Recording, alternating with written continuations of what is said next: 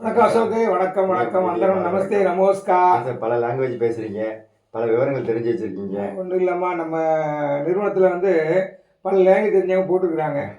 என்ன நமஸ்காரத்தில் என்ன இருக்குது? சரி சொல்லுங்க. அதாவது வழக்கம் போல் நீங்கள் ஏதாவது சிக்கலை மாட்டுற மாதிரி கேள்வி கேட்டுறாங்க. இன்னைக்கு கொஞ்சம் வில்லங்கமாக தான் தெரியும். எனக்கு மனசுலேயே படுது வில்லங்கமான ஒரு. ஏன்னா நம்ம ஏதாவது பேசினா சிலருக்கு அது வந்து குத்துது. இப்போ பார்த்தீங்கன்னா உதாரணத்துக்கு ஒரு சின்ன உதாரணம் சொல்கிறேனே. இந்த சங்கங்கள் வந்து முறைப்படி நடத்தணும். சந்தா வாங்குறாங்க, அதெல்லாம் வந்து பொதுக்குழு போடுறாங்களா, ஜிபியில் வந்து கணக்கு காமிக்கிறாங்களா, ஆடிட்டிங் பண்ணியிருக்காங்களா, ரெனியூல் பண்ணியிருக்காங்களா, அடிக்கடி கேட்குறோம் இல்லையா? அது சிலருக்கு உறுத்தலாக இருக்குது.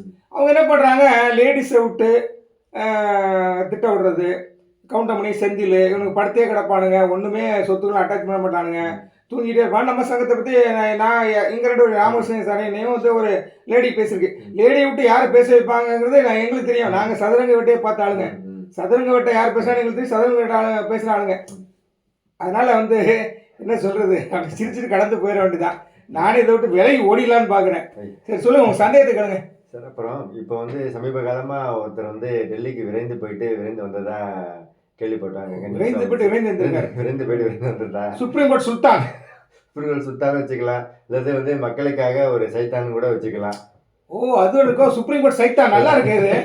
சுப்ரீம் கோர்ட் சுல்தான் நான் சொன்னேன், நீங்க சுப்ரீம் சைத்தான் கரெக்ட் தான். தடுக்கிறாரு அவரு. தீய சக்தியாக இருந்தால் சைத்தான் தான். கரெக்டாக சொல்றீங்க. சுப்ரீம் கோர்ட் சைத்தான்னு வச்சுக்கோ. சுல்தான் எடுத்து நான் சுல்தான் சொன்னேன், நாகரிகமாக சொன்னேன். அது உண்மைதான் அசோக்கு. அதாவது அந்த நபர் வந்து தொடர்ந்து என்ன வந்து இந்த ஃபேஸ்புக்னு ஒன்று இருக்கலாம், முகநூல்.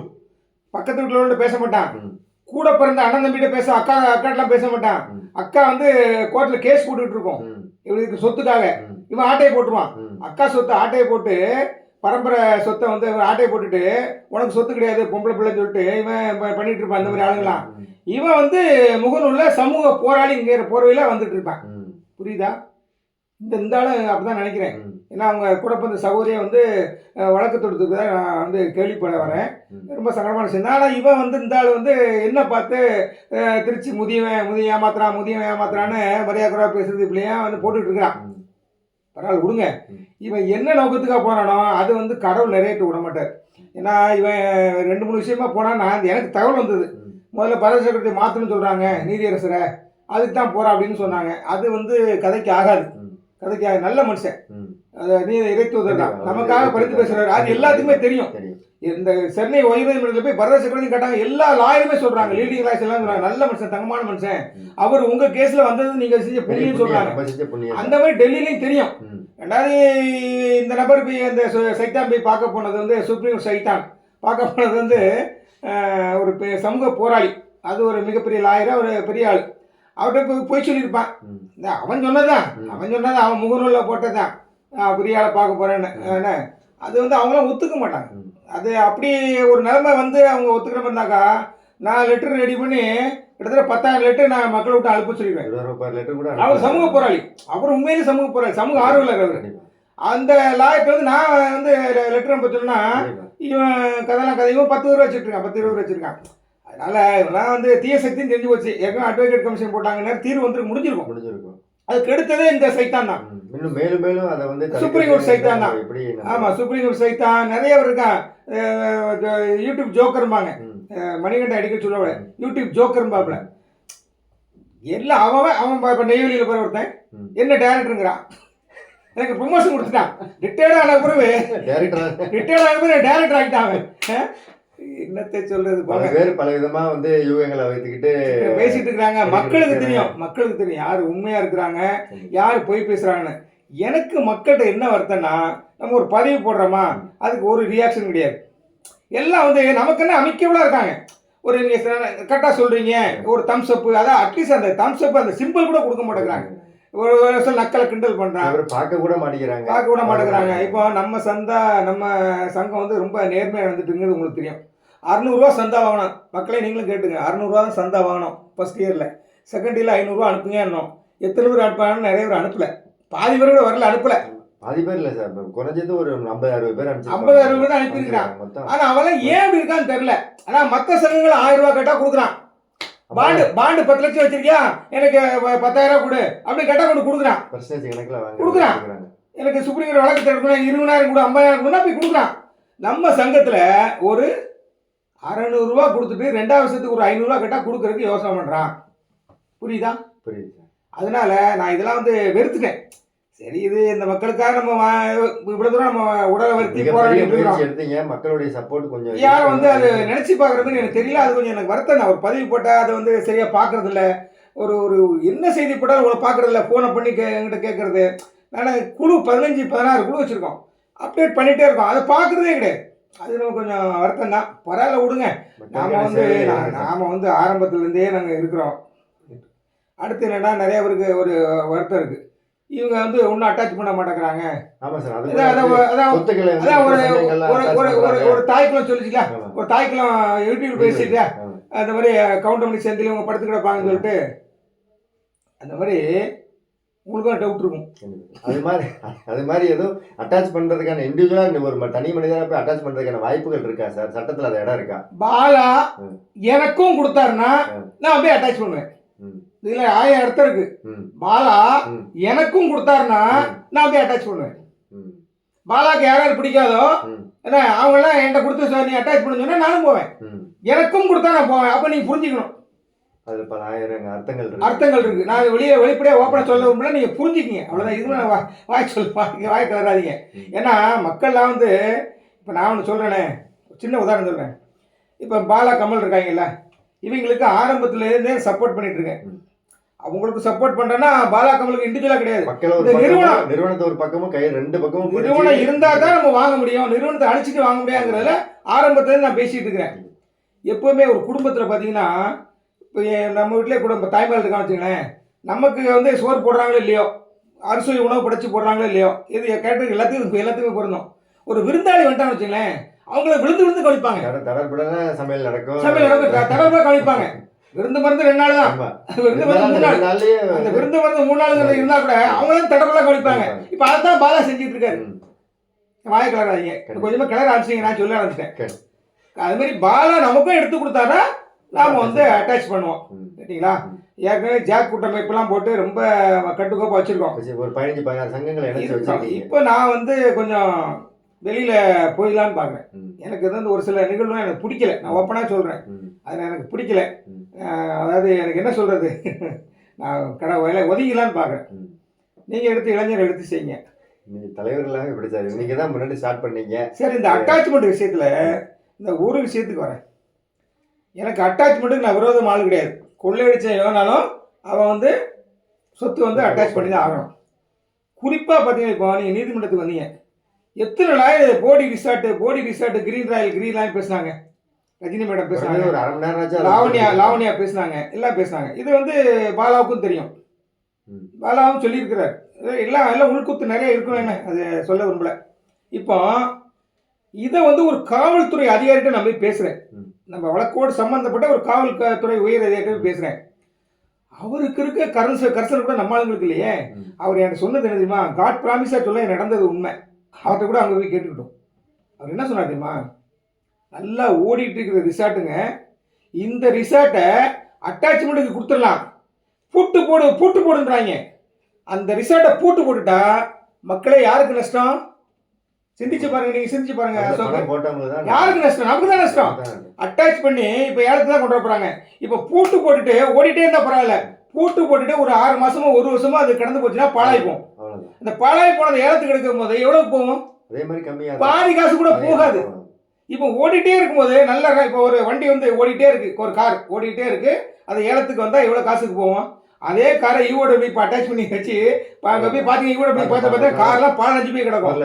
அதை ஏலத்துக்கு எவ்வளவு போவோம்? 2 லட்சம் 3 லட்சம் தான் போகும். பாருங்க, ஒரு சுட்டு காரு 3.29 லட்சம் போட்டு ஈவோட போய் நேர கீழே ரோட்ல நிற்கும் பாருங்க. சுட்டு கார், அழகான கார், அது ஓடிட்டு இருக்கும்போது தான். அதனால நான் வந்து இந்த யூடியூப் வாயிலாவே நான் தம்பி மணிகண்டன் நான் கேட்டுக்கிறது என்னன்னா, முந்தி ஒரு மாதிரி இருந்தால் கூட இப்போ வந்து நிறுவனத்துக்கு ஆதரவாக இருக்காங்க, சப்போர்ட்டாக இருக்கிறாங்க. ஏன்னா மக்களுக்கு தீர்வு கிடைக்கும் நினைக்கிறாங்க. ஒரு விதத்தில் நான் அவங்கள வந்து பாராட்டுவேன். என்னோட எண்ணம் அவங்களுக்கு இருக்குது. மக்களுக்கு ஏதாவது ஒன்று வாங்கி கொடுக்கணும் அப்படிங்கிற தாகமும் வேகமும் அவங்ககிட்ட இருக்குது. ஆனால் அந்த வேகத்தை வந்து கொஞ்சம் முறையாக காமிக்கணும். நமக்கு அதனால் பேக் ஃபயர் ஆகிடக்கூடாது. இப்போ இது வந்து கோடி ரிசார்ட், நான் யாருக்கும் சப்போர்ட் பண்ணல. பாபு எனக்கு என்ன வேண்டப்பட்டாளா? மாமனா மச்சானா? நம்ம நிறுவனம் தான், நிறுவனத்துடைய சொத்து தான் அது. அதோட ரிசார்ட் எல்லாமே இங்கே உள்ளதான். குற்றாலம் ரிசார்ட் அப்படி கிடையாது. குற்றாலம் ரிசார்ட்ல அந்த ரிசார்ட்லாம் அவங்கவுங்க பேரில் எழுதிச்சிட்டாங்க. குற்றாலத்தில் அந்த டைனிங் ரூமும் அந்த மீட்டிங் ஹாலு அந்த ஆஃபீஸ் ரூம் இதுதான் வந்து நிறுவனத்துக்கு சொந்தமானது. மற்றதெல்லாம் எழுதி கொடுத்துட்டான். 60 லட்சம் 70 லட்சம் 80 லட்சம் வந்துட்டு எழுதி கொடுத்துட்டான். அது வந்து எடுக்க முடியாது. கிரீன் ராயலை பொறுத்தல முழுக்க முழுக்க கம்பெனி தான். அது ஓடிட்டே இருக்கும் பொழுது நம்ம ஏலம் விட்டோன்னா நமக்கு நிறைய காசு கிடைக்கும். ஆனால் அதை பூட்டு போடுன்னு சொல்லி தனிப்பட்ட விரோதத்தை கக்குனாங்கன்னா, அதாவது பாபுக்கும் எனக்கும் வந்து ஒரு விரோதம் வச்சுங்க, நான் பூட்டு போடுமே. இது வந்து தேவையில்லாது. இது நமக்கு தான் நல்லது இல்லை, கெடுதலாக வந்து முடியும். நம்ம முதலீட்டு கம்மியான கிடைக்கும். பாதி ரேட்டுக்கு போய் நமக்கு தானே வரப்போகுது அந்த காசு. பாதி ரேட்டுக்கு போச்சுன்னா நமக்கு கிடைக்காது. தெரிஞ்சுக்கிட்டீங்களா? இதனால வந்து இது இது இது வந்து நிறைய பேருக்கு வருத்தமாக இருக்கும் நான் பேசுறது. நான் எப்போவுமே சுந்தர் தியாகராஜை பொறுத்தவரை உண்மையை தான் பேசுவேன். நான் பொய்யே பேச மாட்டேன். உண்மையை தான் பேசுவேன், ப்ராக்டிக்கலாக பேசுவேன், யதார்த்தமாக பேசுவேன். அதனால என்னை நிறைய பேருக்கு பிடிக்காது. நான் அதை பற்றி கவலைப்படுறதில்ல. நான் மனுஷனை பார்க்குறதில்ல. மனுஷன் வந்து என்னை முகத்தை பார்ப்பான். நான் வந்து கடவுளை பார்க்குறேன். புரியுதா? என்னோட இதயம் வந்து சாப்பிட்டான இது தான் வந்து என்கிட்ட நேரில் வந்து பாசனம் பார்க்கலாம்னு சொல்லிட்டு போகிறாங்க. நான் ஃபோனில் கூட சொல்கிறது கொஞ்சம் கோவப்படுவேன். ஏன்னா என்னுடைய உடல் இயலாமை, என்ன எனக்கு நோய் நொடியோடு இருக்கிறனால அது கோவம் தான் செய்யும். அதனால் இவ்வளோ தூரம் இழுத்து கொண்டதாச்சு, நிறுவனத்தை காப்பாற்றி கொண்டதாச்சு. இப்போ காப்பாற்றுறதுக்கு இப்போ தேனி சங்கத்தை கொஞ்சம் ஹெல்ப் பண்ணிகிட்டு இருக்கிறாங்க. அதனால் இனி வந்து செட்டில்மெண்ட்டுக்கு வந்துடும். இனி நீங்கள் பார்த்துங்க, அவ்வளோதான். எனக்கு குடும்பத்தில் நிறைய பிரச்சனைகள் வருது. எனக்கு ஒரு வேதனையாக தான் இருக்குது. அதனால் வந்து பார்ப்போம். எனக்கு நான் இப்போ என்ன நினச்சேன்னா, வரக்கூடிய ஜூலை மாதம் வருது இல்லையா, பிப்ரவரி, வரக்கூடிய பிப்ரவரியோட இந்த பிப்ரவரி இல்லை, அடுத்த பிப்ரவரியில் வந்து எங்களுக்கு வந்து 3 வருஷம் முடிஞ்சுது. எங்கள் கமிட்டி யுனானிமஸாக தேர்ந்தெடுக்கப்பட்ட கமிட்டி இந்த சங்கத்தில், சீனியர் சங்கத்தில் 3 வருஷம் முடிஞ்சு போகுது. அந்த சமயத்தில் எலெக்ஷன் அறிவிப்பேன். நான் ஜனநாயக முறைப்படி சங்கத்தை நடத்துகிறேன். மற்றவங்கலாம் கிடையாது. மற்றவங்க சந்தை ஆட்டே போடுற மாதிரி நான் நடத்தலை. எலெக்ஷன் அனௌன்ஸ் பண்ணுவேன். ஒருவேளை எனக்கு எதிராக யாராவது நின்னாங்கன்னா அப்போ என் போட்டியிலேருந்து பெருசாக விளையலாம் அப்படிங்கிற எண்ணத்தில் இருக்கேன். அது வரைக்கும் இழுத்து போட்டு நடத்திட்டு இருந்தேன். இப்போ சில நிகழ்வுகள்லாம் எனக்கு வந்து கொஞ்சம் மனசு வேதனையாக இருக்கு. மக்களும் வந்து ஒரு நமக்கு என்ன இருக்காங்க, ஒருத்தன் ஓடிட்டு இருக்கிறானா, இப்போ ஒருத்தன் ஓடுறான், ஓட்டப்பந்தய வீரன் ஓடுறானா, அப்போ தோத்து போகிறான்னு ஜெயிக்கிறானோ அது எல்லாம் கை கொடுக்குறாங்கல்ல, கை தட்டி என்கரேஜ் பண்ணுறாங்கல்ல, அதை எதிர்பார்ப்பாங்களே யாருமே. அந்த எதிர்பார்ப்பு எனக்கு இருக்கு. ஆனால் எவ்வளோதான் மெச்சூரிட்டி இருந்தாலும் அந்த ஆசைன்னு இருக்கும்ல. என்றைக்குமே வந்து பாராட்டும் இதுக்கும் வந்து மயங்கர ஆள் யாரும் கண்டிப்பாக இல்லை இருப்பாங்க. மயங்காத ஆளையாக இருக்க மாட்டாங்க. அதுதான் அசோக்குமார். அதனால் நம்ம சொல்கிறது வந்து நிறையா பேருக்கு பிடிக்காம தான் போகும். இப்போ கூட அடுத்து ஒரு லேடி வந்து பேசும் பாருங்களேன், கண்டிப்பாக யூடியூப்பில் பேசி என்ன கமெண்ட் பண்ணுவாங்க. ஏன்னா அது யார் தூண்டி விட்றான்னு எனக்கு தெரியும். நான் தான் சொல்கிறேன், சதுரங்கோட்டே நம்ம பார்த்த ஆள். ஏன்னா அதெல்லாம் நான் இப்போ கவலைப்படுறதில்ல. நீ உன் பொண்டாட்டி விட்டு பேச விடு, அல்லது யாரெல்லாம் விட்டு அதுக்குன்னு ஆளை நேர்ந்து விட்டுருக்காங்க பேசுறதுக்குன்னு. அவங்க செந்தில் சொன்னாலும் கவுண்டமணி சொன்னாலும் சரி, என்ன வேறு என்ன சந்திரபாபு, நாகேஷ், எப்படி சொன்னாலும் நமக்கு அதை பற்றி கவலை இல்லை. நம்ம சங்கம் நிலைப்பாடு தெளிவாக இருக்குது. நம்ம வந்து என்ன சொல்லிட்டோம், இதில் என்ன சொன்னோம், ஜிபியில் என்ன சொன்னோம், நீங்கள் சொத்துக்கள் யாராவது வந்து முறையீடாக சம்பாதிச்சிருக்காங்கன்னா நீங்கள் கொடுங்க, நாங்கள் அட்டாச் பண்ணோம் சொன்னோம். நாங்கள் தேடி போக மாட்டோம். நாங்கள் எந்த தலைவர் போய் மிரட்ட மாட்டோம், எனக்கு காசு கொடுத்து மிரட்ட மாட்டோம். நான் தெளிவாக சொல்லியிருக்கேன். அந்த மாதிரி நிறுவனம் கொடுத்தா, பாலாஎனக்கு கொடுத்தாருன்னா எனக்கும் கொடுத்தாருன்னா நான் அட்டாச்மெண்ட் பண்ணுவேன். புரிஞ்சுக்கிட்டீங்களா? இது நிறைய பேருக்கு தெரியாமல், நிறைய விஷயங்கள் தெரியாமல் அவங்க வந்து பின்னாடி வந்து என்ன சொல்கிறது, ஒரு ஆள் வந்து எல்லா சங்கத்தையும் இருக்கான். புரியுதா? எல்லா சங்கத்தையும் அந்த சங்கம் வந்து நல்ல சங்கையா, அவங்க வந்து ரொம்ப தீவிரமாக செயல்படுறாங்கன்னா அங்கே போய் சேர்றான். ஒரு சிலையோ அவர் நல்ல விஷயத்தை சொல்கிறாரியா. இப்போ பாருங்க, எல்லா ஆளுங்களும் நம்ம பேசுகிற நம்ம போடுற செய்திகளை எல்லா குரூப்லேயும் பதிவு பண்ணால் எனக்கு தெரியும். பேரை மட்டும் மாற்றிடுவாங்க. இந்த சுந்தர் தியாகராஜன் எடுத்துட்டு அவங்க பேரை போட்டு, அவங்க சங்கத்து பேரை போட்டு பதிவிட்டு இருக்காங்க. வெள்ளன் கூட்டு. நான் அதை பற்றி கவலைப்பட மாட்டேன். மக்களுக்கு என் எங்கள் சங்கத்தில் உறுப்பினர் ஆட்டாத முறையில் என் சங்கத்தில் என் வாட்ஸ்அப்பில் நிறைய சேர்த்து விட்ருங்க. ஏன் தெரியுமா? எனக்கு சந்தா பெருசு கிடையாது. நான் சந்தாவை நான் ஆட்டே போடல. சந்தா நான் ஆட்டே போடாமல் தான் எனக்கு சந்தா தான் குறியான்னு இருப்பேன். அதனால செகண்ட் இயருக்கு சந்தா நான் 10% கூட கட்டலாம். யாரும் கட்டல. ஒரு 50,000 ரூபாய் தான் 500 ரூபா கட்டியிருக்கான். நான் அதை பெருசாக ஸ்ட்ரிக்டாக எடுக்கல. ஆனால் அது எப்போ வந்து எதிராக அவங்களுக்கு முடியும்னாக்கா, ஒருவேளை கோர்ட்டில் சொத்துக்களை வந்து நமக்கு கொடுத்தாங்கன்னா அப்போ அவங்களாம் மாட்டிக்குவாங்க. அப்போ நம்ம யாருக்கு முறைப்படி செய்வோம்? எல்லா வருஷமும் சந்தா யார் கட்டினாங்களோ அவங்களுக்கு தான் நம்ம ஹெல்ப் பண்ணுவோம். அவங்கள்ட்ட தான் இந்த அஃபிடேவிட் வாங்குவோம், எம்ஓஐ போடுவோம், எல்லாம் போடுவோம். மற்றவங்களாம் போட முடியாது. அது தெரியாமல் நிறைய உட்காந்துருக்காங்க. அதாவது என்ன சொல்கிறதுன்னா, பைபிள் ஒரு வசனம் ஒன்று அசோக், நான் இதோட சொல்லி முடிச்சிடுறேன். என்ன, கொசுவை வடிகட்டி ஒட்டகத்தை விழுங்குகிறார்கள். நல்லா கேட்டுங்க, பைபிள் உள்ள வசனம். எப்படி? கொசுவை வடிகட்டிடுவாங்களாம், ஒட்டகத்தை விழுங்குவாங்களாம். ம்.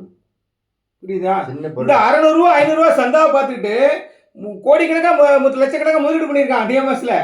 அது ஒட்டகம் மாதிரி. மாதிரி அதை விட்டுட்டான், அதை விழுங்கிட்டான். கொசு வடிகட்டு கொசு மாதிரி இந்த 600 ரூபா 500 ரூபா சந்தா வடிகட்டுறாங்க.